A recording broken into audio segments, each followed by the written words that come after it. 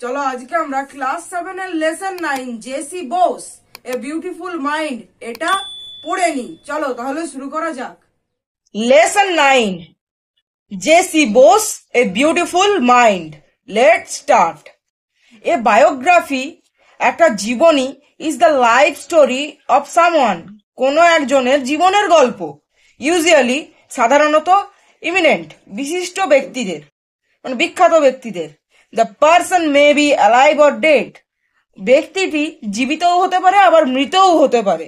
Biographies are always written by somebody, biographies জীবনী গুলো always written by সর্বদাই লেখা হয়েছে সামবডি কোনো একজনের দ্বারা, আদার দেন দ্য পারসন হিমসেলফ, সেই ব্যক্তিটি নিজে ছাড়া, মানে যার জীবনী নিয়ে লেখা হচ্ছে সে নিজে ছাড়া অন্য লোক তার জীবনী লিখছে, এটার মানে। We read biographies of eminent persons, আমরা পড়ি বায়োগ্রাফি মানে জীবনী অফ ইমিনেন্ট পারসনস, বিখ্যাত ব্যক্তিদের। So that we may learn about them, আমরা তাদের সম্পর্কে জানতে পারি। And try to be like them, এবং তাদের মতো হওয়ার চেষ্টা করি। চলো তাহলে আমরা ইউনিট 1টা পড়ে নিই। হিস্টোরিক্যালি, ঐতিহাসিকভাবে, ইন 1895 1895 সালে India was under the British rule, India Bharatvarsha ছিল ব্রিটিশ শাসনের অধীনে। Under the British rule, British rule মানে ব্রিটিশ শাসন, তাহলে ব্রিটিশ শাসনের আন্ডার মানে এখানে অধীন। তাহলে পুরোটা একসঙ্গে বলছি, একবার আমি রিপিট করছি। ঐতিহাসিকভাবে 1895 সালে ভারতবর্ষ ছিল ব্রিটিশ শাসনের অধীনে। এ ডিফারেন্ট হিস্ট্রি, একটা অন্যরকম ইতিহাস, ওয়াজ মেড, এখানে মেড মানে রচিত হয়েছিল, তাহলে ওয়াজ মেড রচিত হয়েছিল দ্যাট ইয়ার ওই বছর, at the town hall, town হলে, ইন ক্যালকাটা, কলকাতাতে। অ্যান ইন্টারেস্টিং ডেমনস্ট্রেশন, ডেমনস্ট্রেশন মানে প্রতিপাদন বা ব্যবহারিক প্রদর্শন, তাহলে একটা ইন্টারেস্টিং, একটা আকর্ষণীয় প্রতিপাদন, ওয়াজ পারফর্মড প্রদর্শিত হয়েছিল, পারফর্ম মানে প্রদর্শিত হওয়া, বাই জগদীশ চন্দ্র বোস, জগদীশ চন্দ্র বসুর দ্বারা।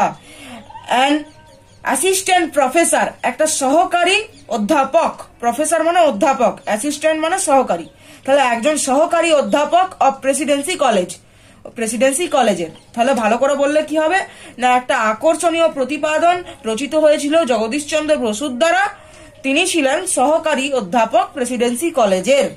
এভরিওয়ান ওয়াজ ওভারহেড, ওভারহেড মানে অত্যন্ত বিস্মিত, তাহলে এভরিওয়ান ওয়াজ ওভারহেড প্রত্যেকেই হতভম্ব হয়ে গিয়েছিল বা অত্যন্ত বিস্মিত হয়েছিল। হোয়েন যখন দ্য ইলেকট্রোম্যাগনেটিক ওয়েভস, ইলেকট্রো মানে হচ্ছে তড়িৎ, ম্যাগনেটিক, ম্যাগনেটিক মানে হচ্ছে চুম্বকীয়, ওয়েভস মানে তরঙ্গ, তাহলে যখন তড়িৎ চুম্বকীয় তরঙ্গ গুলো, ওয়েভস বলেছে তাহলে তরঙ্গ গুলো, ট্রাভেলড প্রবাহিত হয়েছিল, ফ্রম দ্য লেকচার হল টু থার্ড রুম, লেকচার হল থেকে তৃতীয় কক্ষে, অ্যাবাউট 75 মিটার অ্যাওয়ে 75 মিটার দূরে। তাহলে ভালো করে বললে কি হবে না, প্রত্যেকেই অত্যন্ত বিস্মিত হয়েছিল যখন তড়িৎ চুম্বকীয় তরঙ্গগুলো ট্রাভেল প্রবাহিত হয়েছিল ফ্রম দ্য লেকচার হল, লেকচার হল থেকে তৃতীয় একটা কক্ষে 75 মিটার দূরে। দিস ওয়েভস, এই তরঙ্গগুলো, পাস্ট থ্রু, পাস্ট থ্রু মানে পেরিয়ে গিয়েছিল, 3 সলিড ওয়ালস, 3টি সলিড মানে নিরেট, ওয়াল মানে দেওয়াল, তাহলে এই তরঙ্গগুলো পার হয়ে গিয়েছিল 3টা দেওয়াল ভেদ করে, 3টা নিরেট দেওয়াল ভেদ করে। দিস ওয়াজ এ রিমার্কেবল, এটা ছিল একটা উল্লেখযোগ্য, রিমার্কেবল মানে উল্লেখযোগ্য, অ্যান্ড পাথ ব্রেকিং এবং দিক নির্ণায়ক ইনসিডেন্ট ঘটনা, হুইচ পেভড, পেভড মানে পথ সুগম করা, which paved the way for future research, যেটা পথ সুগম করেছিল ভবিষ্যতের গবেষণার, অল ওভার দ্য ওয়ার্ল্ড, সারা পৃথিবীতে। অন 30 নভেম্বর, জন্মেছিলেন 30 নভেম্বর 1858 1858 খ্রিস্টাব্দে, অ্যাট বিক্রমপুর, বিক্রমপুরে, নাও মুন্সিগঞ্জ ডিস্ট্রিক্ট, এখন মুন্সিগঞ্জ জেলা অফ বাংলাদেশ, বাংলাদেশের, মানে এখন সেটা বাংলাদেশের মুন্সিগঞ্জ জেলা, যেখানে এই জেসি বোস মানে হচ্ছে জগদীশ চন্দ্র বসু জন্মগ্রহণ করেছিলেন। জগদীশ চন্দ্র বোস ওয়াজ এ ম্যান জগদীশ চন্দ্র বোস ছিলেন অফ ডাইভার্স ট্যালেন্টস, বহুমুখী প্রতিভাশালী মানুষ। এ ফিজিসিস্ট, একজন পদার্থবিজ্ঞানী, বায়োলজিস্ট, জীববিজ্ঞানী বা জীবন বিজ্ঞানী, বোটানিস্ট, উদ্ভিদ বিজ্ঞানী, as well as a writer of science fiction, এবং তিনি কল্পবিজ্ঞানেরও লেখক ছিলেন। হিজ ফাদার, তার বাবা ভগবান চন্দ্র বোস ওয়াজ এ লিডার অফ ব্রহ্ম সমাজ, ছিলেন ব্রহ্ম সমাজের নেতা। He work as a deputy magistrate in Faridpur, যিনি সহকারী জেলাশাসক হিসেবে কাজ করেছেন ফরিদপুরে, বারডোয়ান বর্ধমানে, অ্যান্ড ইন আদার প্লেসেস, এবং অন্যান্য জায়গাতেও। জগদীশ চন্দ্রর শিক্ষা শুরু হয়েছিল ইন ভার্নাকিউলার স্কুল, একটা স্বদেশী ভাষার স্কুলে। ভার্নাকিউলার স্কুল মানে স্বদেশী ভাষার স্কুল। কারণ হিজ ফাদার, তার বাবা বিশ্বাস করতেন দ্যাট যে ওয়ান মাস্ট নো, একজনের অবশ্যই জানা উচিত, ওয়ান্স মাদার টাং, তার মাতৃভাষা, বিফোর, আগে, লার্নিং এনি আদার ল্যাঙ্গুয়েজ, অন্যান্য ভাষা শেখার আগে। বিসাইডস, এছাড়াও, one should know one's own people, একজনের জানা উচিত তার নিজেদের লোককে। Speaking at the Bikrampur conference, বিক্রমপুরের সভাতে বক্তৃতা দিতে গিয়ে ইন 1915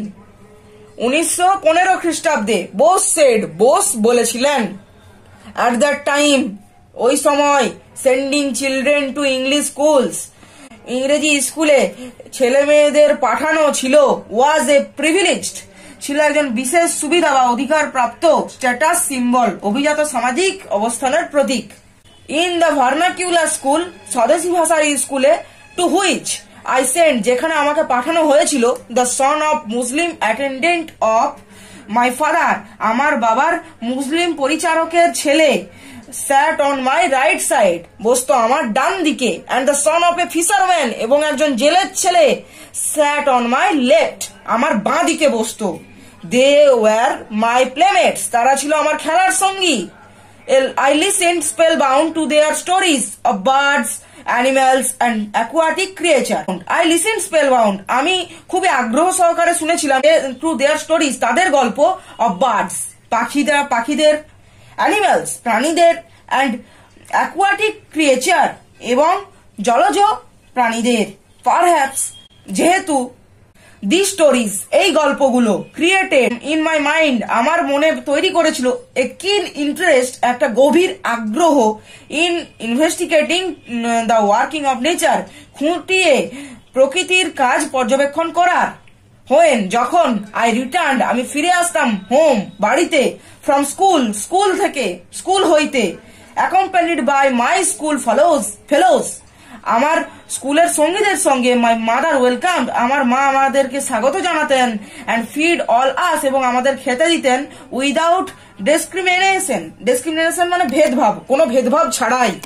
It was because, এটার কারণ ছিল, of my childhood friendship, আমার ছোটবেলার বন্ধুত্ব, with them, তাদের সঙ্গে, that, যে I could never feel, আমি কখনোই অনুভব করিনি, that, যে there were creatures, কোন প্রাণী আছে, who might be labeled, যাদের তকমা দেওয়া যেতে পারে, low caste, নিচু জাতি বলে।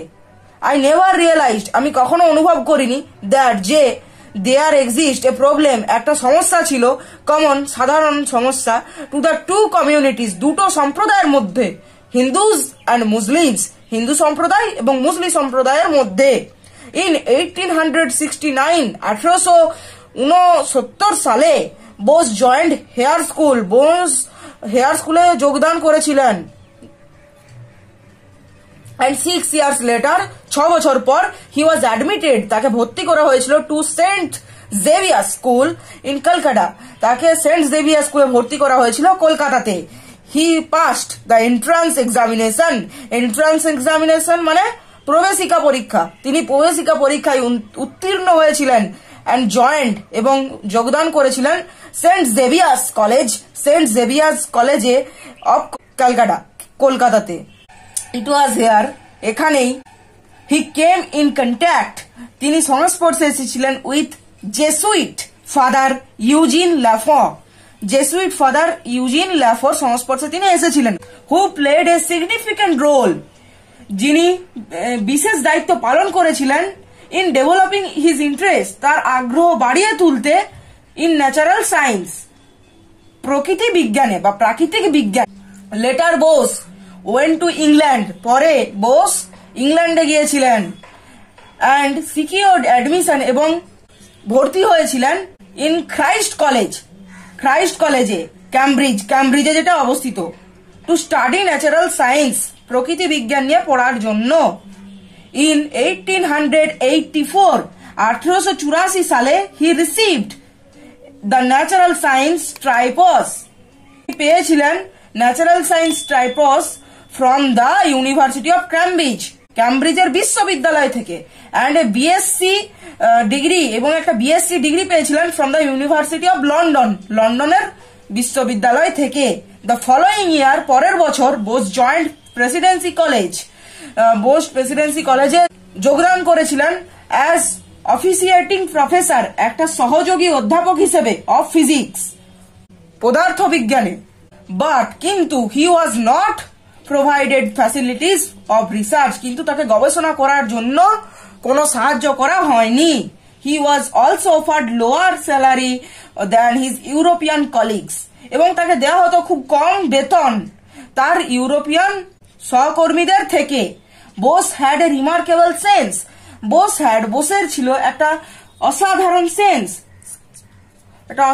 সেন্স অফ সেলফ রেসপেক্ট, আত্মমর্যাদার, অ্যান্ড ন্যাশনাল প্রাইড, এবং জাতীয়তার গর্ব। দেয়ারফোর, তারপর, as a sign of protest, প্রতিবাদ স্বরূপ, হি কন্টিনিউড, তিনি চালিয়ে গিয়েছিলেন, হিজ টিচিং, নিজের শিক্ষা প্রদান, অ্যাসাইনমেন্ট, ফর 3 years, 3 বছরের জন্য, for 3 years, without accepting his salary, 3 বছর তার বেতন না নিয়েই। ফাইনালি, অবশেষে, the director of public instruction and principal offered him a permanent teaching post. Finally, অবশেষে, দ্য ডাইরেক্টর অফ